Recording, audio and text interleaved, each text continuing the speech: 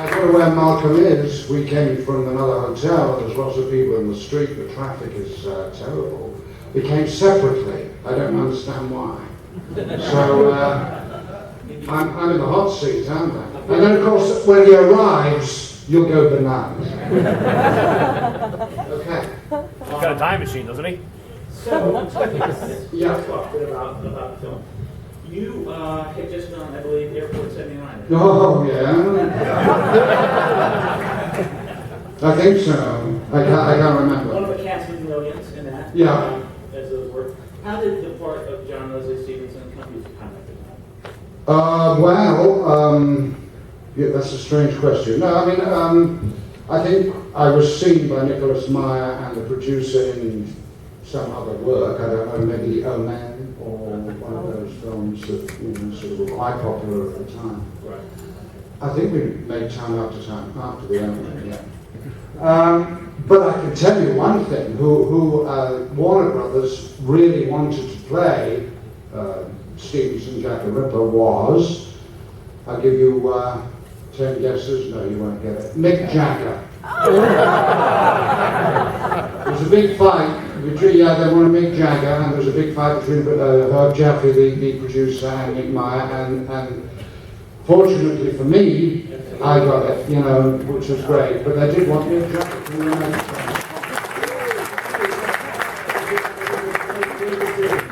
I think that Nick Meyer has said that he just didn't see Mick Jagger as a high street doctor surgeon. He didn't think he could pull that off. But he could pull Jack the Ripper off, I imagine.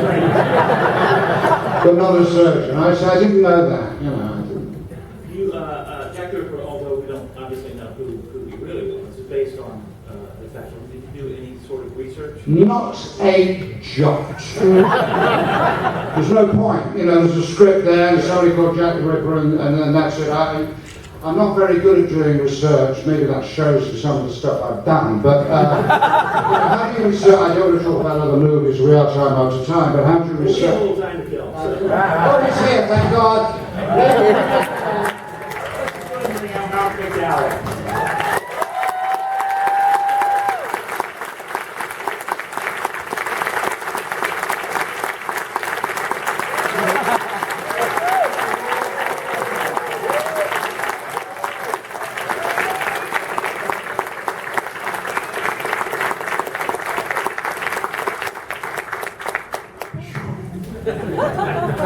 Thanks for coming, Malcolm. Yes, there's a lot of traffic. I said that, yeah, I mean, that's my excuse too. Hello, David, how are you? I'm fine, Bob. Have you guys been on a panel together and talked about Time After Time since? No, thank God. No.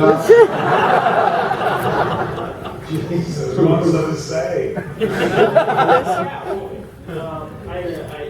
had been asking David about how the part and Time After Time came together. You had just finished doing a little movie called Caligula. Yes, I was in, when this came out, this movie, what was it, 1980, I was in the best, the top 10 movies, which was Time After Time, and the worst in the same year. The other one was Caligula. So I think that's quite a record. And I'm very proud of it. And we wanted to maybe talk to you a little bit about how the part came to you, because honestly, when I saw the original ad for it, it said Malcolm McDowell and Jack the Ripper, and then she was like, oh, Malcolm's playing Jack the Ripper. Yes, well, this is, thank God you're not the head of studio. And, no, of course one would expect me to play that part, probably. But, of course, as David will attest, we're all actors and we all have, various strings to our bow. And I was thrilled to be offered the part of H.G. Wells, actually, because I'd been doing this movie for a year in Rome, which is not bad, except the movie was Caligula, which was an adventure all in itself. And I think I've spoken about that here, so I won't go into that anymore. But I was thrilled when David, when he was cast as Jack the Ripper, because and I'm going to embarrass him now, but I've always been a tremendous admirer of his work, and he's one of our great actors in England. And yes,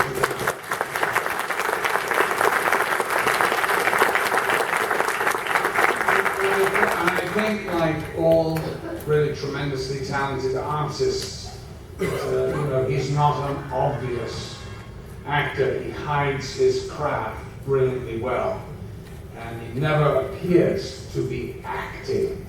Now that, of course, is the mark of a really great actor. And for the ones that don't really know, of course, they like to see people chewing scenery.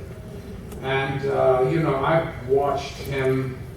Well, I was walk-on in his Hamlet, when David was a huge star. And, I knew you'd start there. Because you see what happened, I was just for about 15 minutes. No. And then the whole thing changes. And I'm very glad too, by the way. No, yeah, sure. The thing was that David was, I was speaking of this, filling in the background of our relationship and where we come from, and the fact that we are friends and have been for 50 years, which is a tremendous achievement in itself, that we're still upright, basically.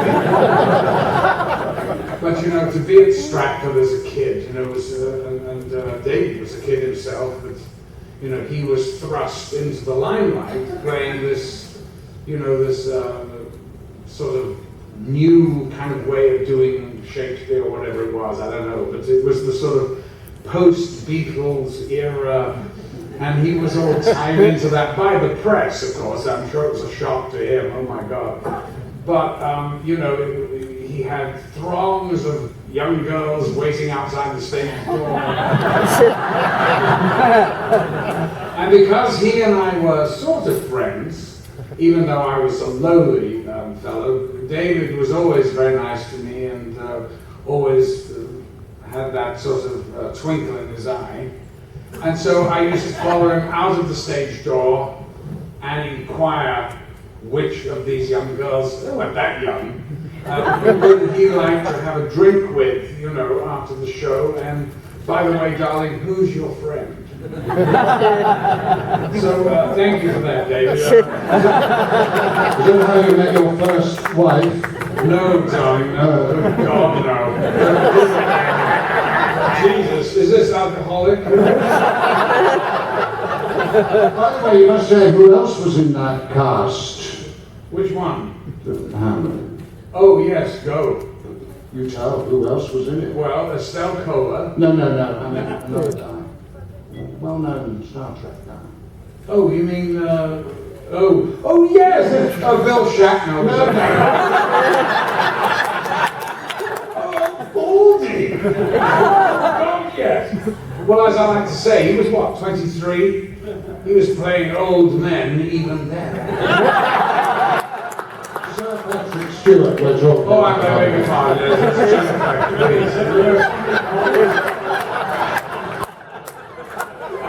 He had a slightly bigger role than you did. Oh, he did. What did he play? I can't remember, love, it was so small. But it was a brilliant play. No, he was wonderful, actually. And so were you, darling. Yes. Enough of that. Should we be getting back to Time After Time? Oh, who gives a rat's? Oh, right.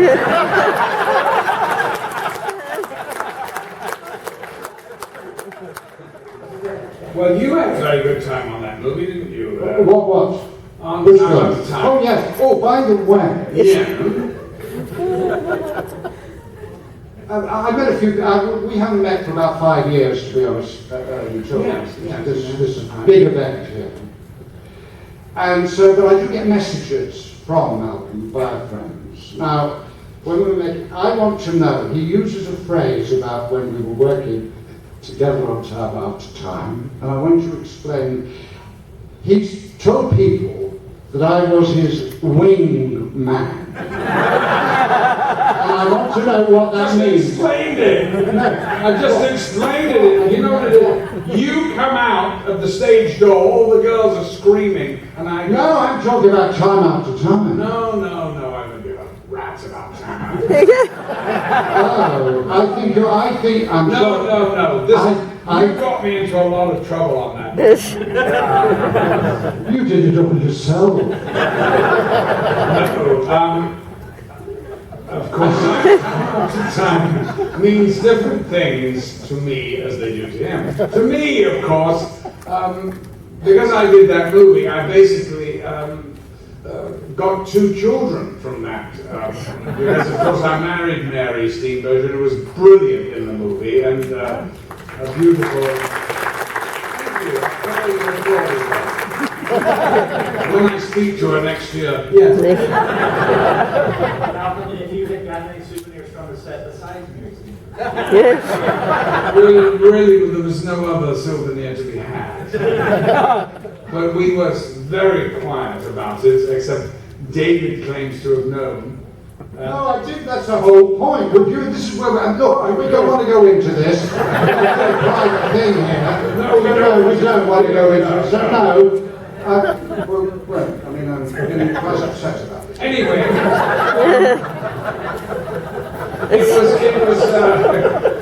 mean, it was pure Hollywood, wasn't it, Mark? But it was in San Francisco. it was lovely. Yes, right. I love that city. It's a beautiful city. And of course, we had Nick Meyer directing, and you're a friend of Nick. Are you? I worked with him afterwards. Yeah. What did you do? Star Trek 6. Oh yes. But then this is about time after time, not about my Star Trek. But You had a Star Trek career. talk. Well, I'm the one who killed Kirk, darling.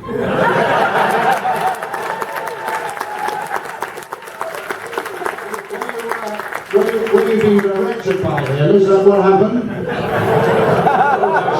Everybody's directed by Shatner. What's new about that? I can hear you, Malcolm. But no, this is nothing I wouldn't say in front of him. I love the old college. No, he's a sweetheart. Come on. And he's 82. I think he's the most remarkable actor. I really do.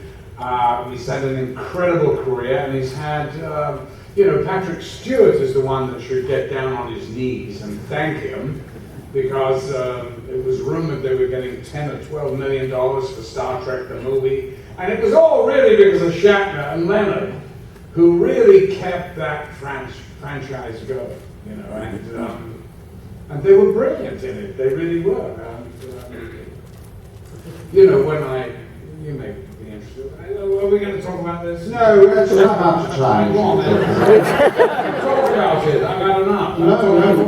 You're just sitting there making the odd comment. Well, tell us a story. Well, I can't remember it. No, of course not. It's a long time ago. It's been a while. You better take I over. have a goodness. Thank you. I do have a couple of questions written down. And Oh, good. Are these your questions? yes. Oh, this is not good. God, man. Jesus. Will and Testament there. I have to be remembered for something, being your second fiddle with two backpacks. So, I want to ask you though about an IS David before you go. Oh, thank you for waiting, by the way.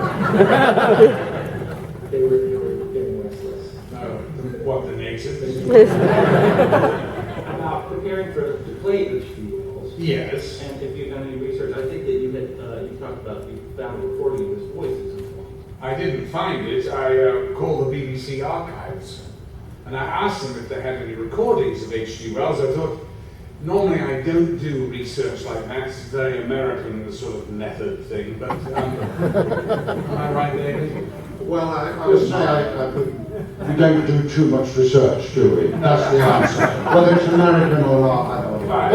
Anyway, Daniel Day-Lewis, Jesus, he lives with a musket. So,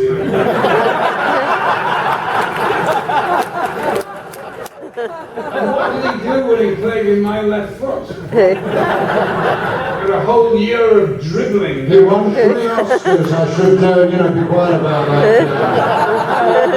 Yeah, well, if that's the way to do it, I suppose. Anyway, what was his name? Do you prepare? Do you do research? Oh, yes, thank you. So, Carl, your memory is good. I'm younger than you. Not much. No.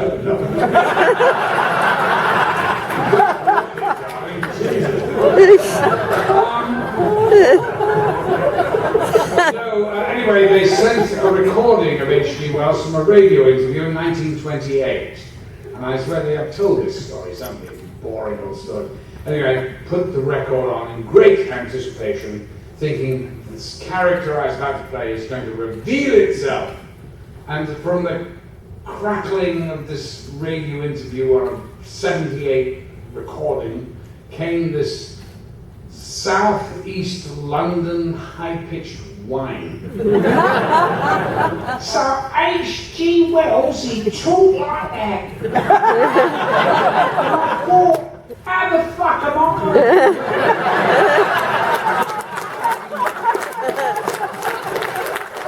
what the hell is he playing at? So I decided just to play in with my normal English accent.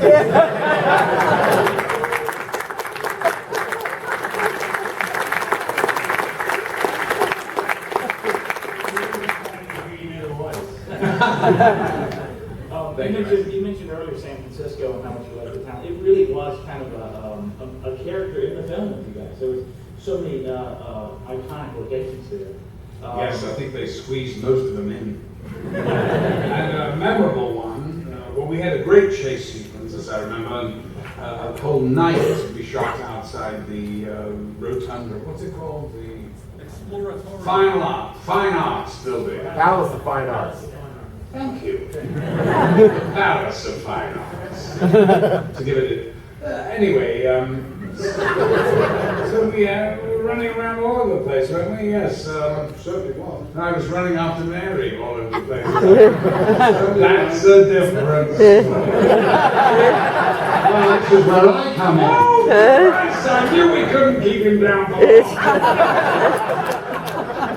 No, we won't go there. Oh, no, go on. No.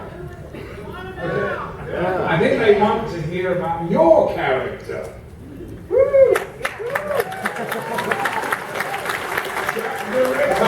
No, we discussed that. I didn't do any research. And it's all instinct. It's all in the script and the direction. You hope. Well, I mean, that's not for me to judge. I mean, they're all sitting here having seen it, and I assume enjoyed it.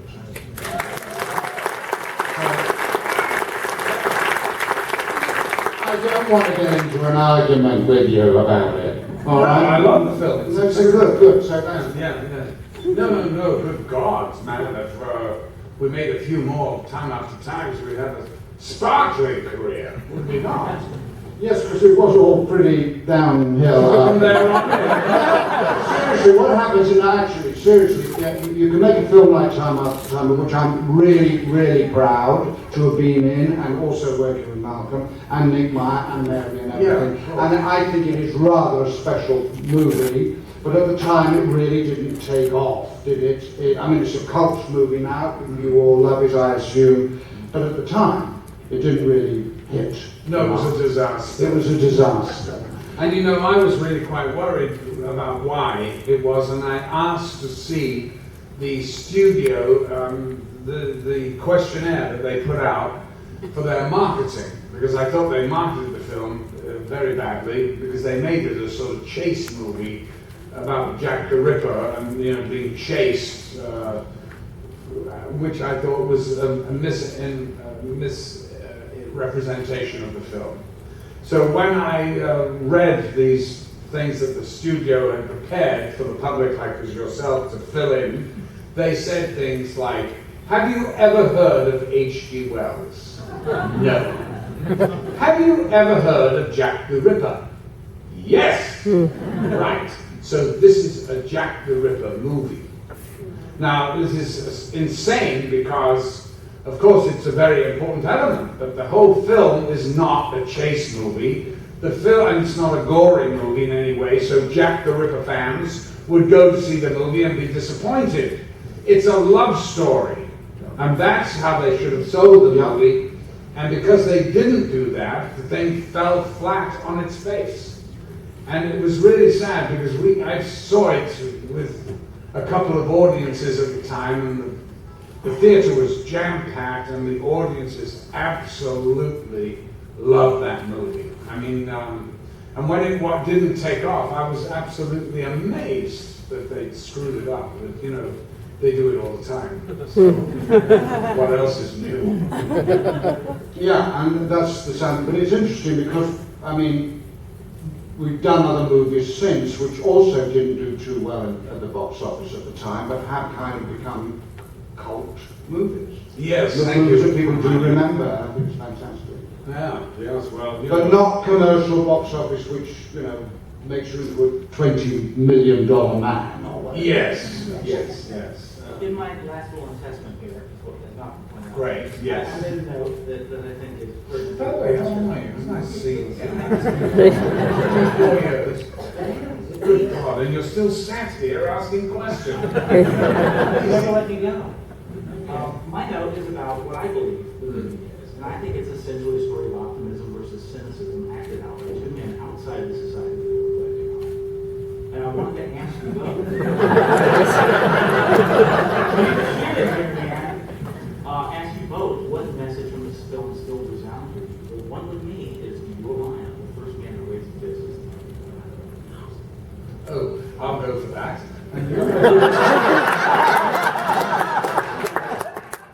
He's quoting lines. I never remember lines. I wanted to ask what Yeah, no, but what was his line? the first man who raises the fist is the man who's flying out. Okay.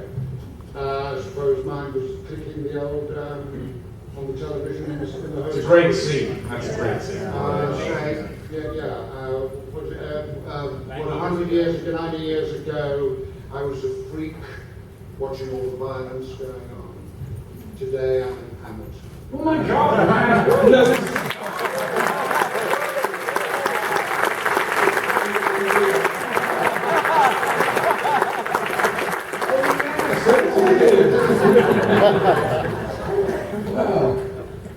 Nick Meyer. Yes. You want to go right up on Okay. You guys Good. Is that we're professionals. Is that look at Sherlock Holmes. In Nick Meyer's book, Yes. View from the Bridge, he said making time after time was the most fun I've ever had in the daytime. Would you guys agree with that? Was that fun all the time, making the film? Clearly there's a story he wants you to tell. Well, of course, you know, I had a great time. But yes, but talk about filming then. Oh, that? Were we filming? Not that, no.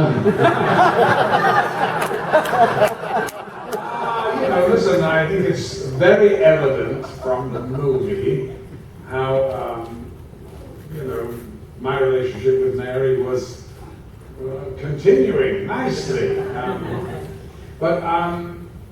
No, I think we had a great time shooting it, you know, and for me it was really nice to have David, you know, cast. Oh, by the way, I heard that you are putting it around that the first casting idea was Mick Jagger. For me? Yeah, for you, Yeah. for you. Yeah, that's what I was told. Jesus, well, what happened? David Warner, what the hell happened? I promise you that's true. No, no, come on, darling. Mick Jagger could hang himself out of a paper bag. That's why he didn't play the part. Oh, Well, there you are. did he do a reading or something? I wasn't there, no, seriously, that's... Really? Yeah, True Brothers wanted me to, I told him. Oh, you told him already. Well, I should get here earlier. Well, of course, he's told all these stories now about this film. So. Oh, no, I haven't, but I'm not going to do so. Well, go on, let loose. Give it a go.